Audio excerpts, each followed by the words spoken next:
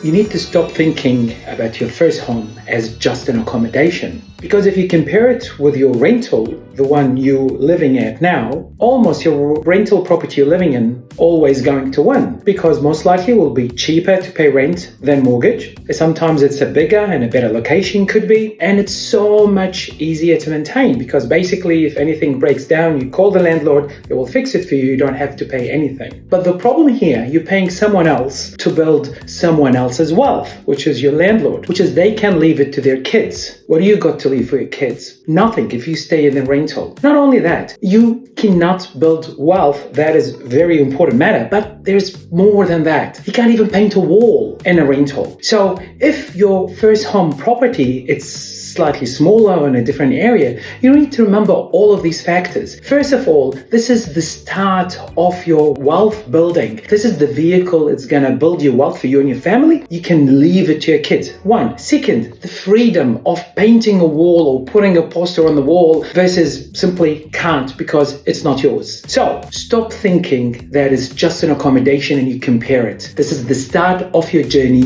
to build wealth and freedom. Be in touch will help.